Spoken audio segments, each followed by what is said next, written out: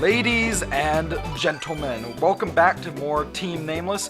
Today I'm joined by a new co-host. Introduce yourself. Hey everyone, I'm Nick Roush. And this is a special series I'm doing. It's on Mario Kart DS. For those wondering, I'm a poor college student, so I can't afford a 3DS capture card.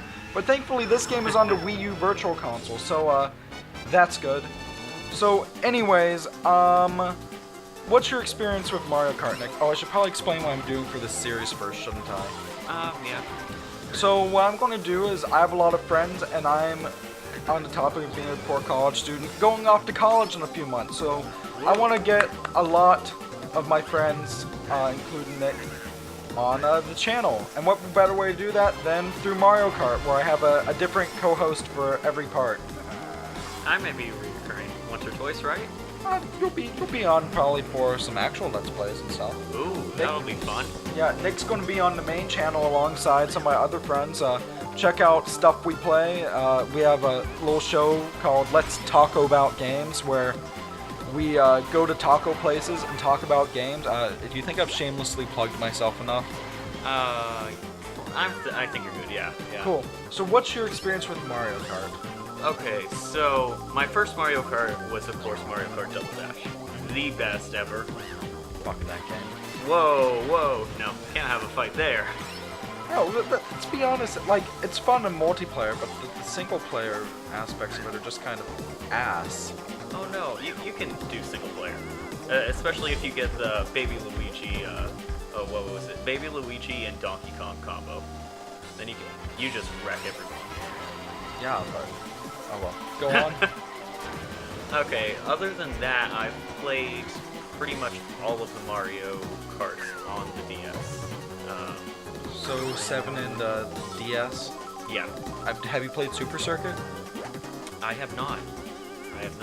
And I know you've played 8 because you've come over here. A few times. Yeah. Yeah. I know all the cool rules now. Yes. Would you agree that 8's probably the best in the series so far? I have a strong bias towards Double Dash. Because it's my heart and soul.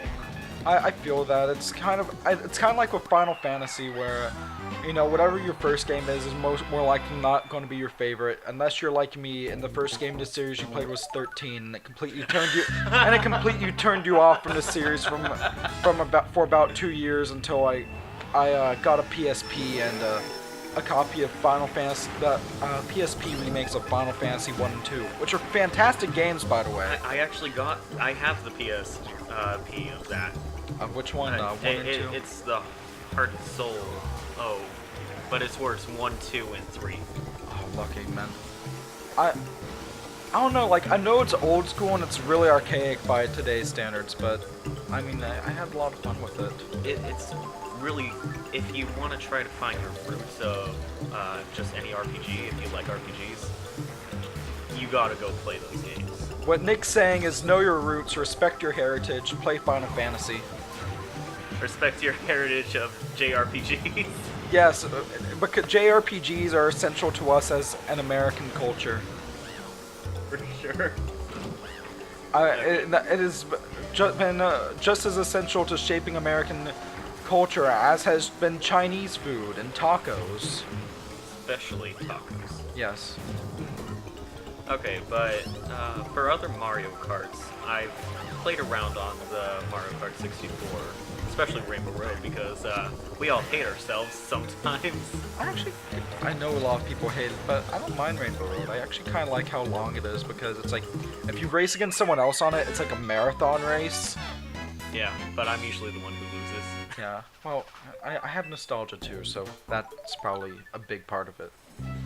Okay. Did you ever play F-Zero X on the N64? Yes, I have. Did you unlock Rainbow Road in there? What? In F-Zero X, Rainbow Road is an unlockable track, the N64 version.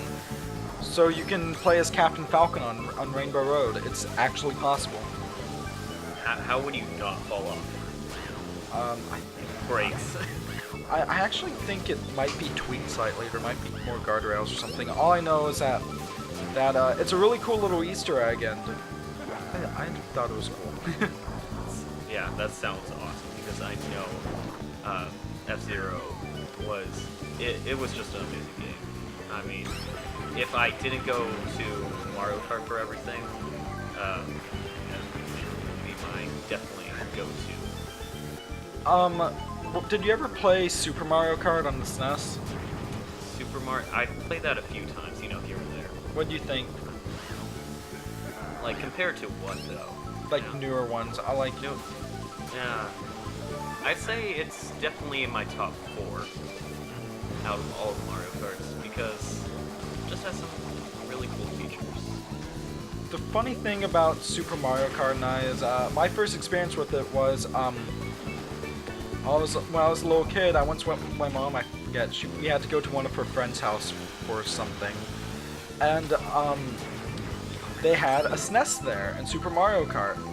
Well, they had Super Mario Kart and they had Super Mario All Stars, and I remember playing it and for like half an hour and absolutely hating it, and then just switching to Mario All Stars. Oh wait, it gets better. Okay. So recently with graduation and whatnot, one of the things I got was a Nintendo eShop gift card. So with that, I got this game you're watching right here, and Super Mario Kart.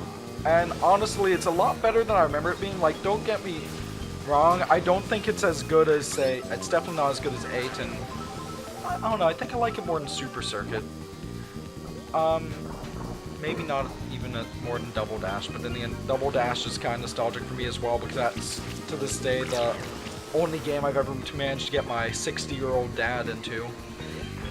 That is an accomplishment right there in itself. My dad, not only was my dad addicted to Double Dash, but he was good at it. Like, he could kick my ass, but, yeah, it's a lot better than I remember it. I remember one thing that for some reason really turned me off about it as a kid was even in single player mode, it's like split screen. But nowadays I kind of like that because it has the map on the bottom screen. Yeah, it makes it sort of easy to navigate everything. Yeah, like, and I think the controls are a little, I mean, they aren't the best at times, but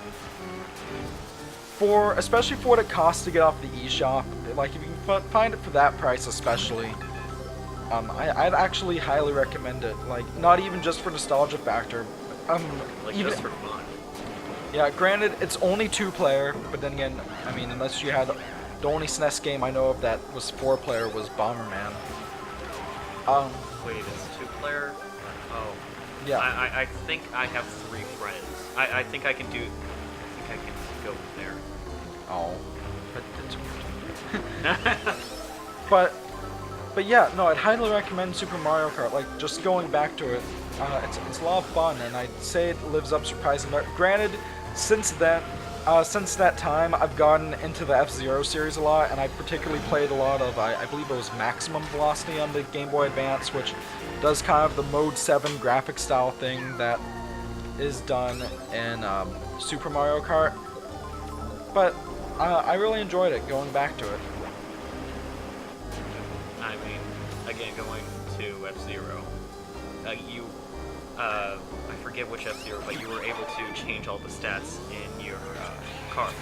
Yeah. And when I got my PSP, it came with Wipeout. Yeah.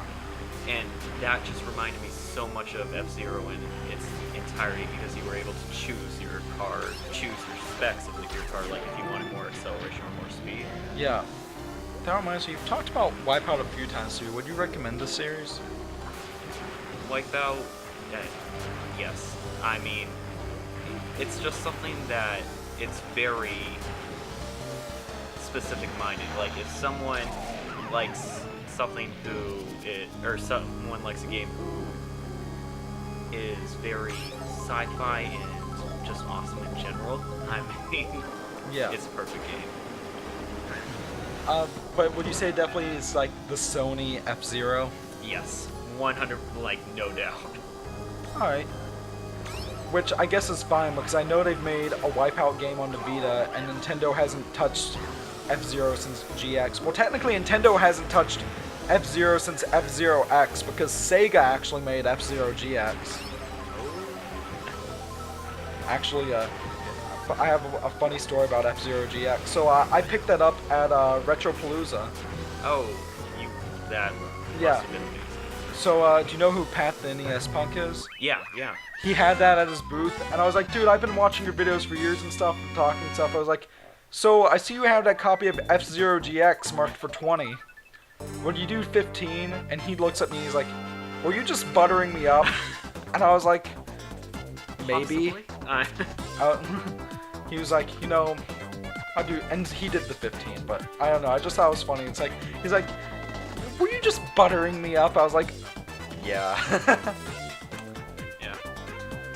Like, I don't even think I was that discreet about that point, but, I mean, granted, he's a cool guy, like, I'm glad I got to meet him and stuff, but F-Zero GX, man, I actually am terrible at that game. Like, that is a game that kicks my ass. It's funny because I'm good at X, I'm good at the SNES one, I'm good at Maximum Velocity, and I guess by extension of being alright at the SNES one, I've played BS F-Zero, but, oh well.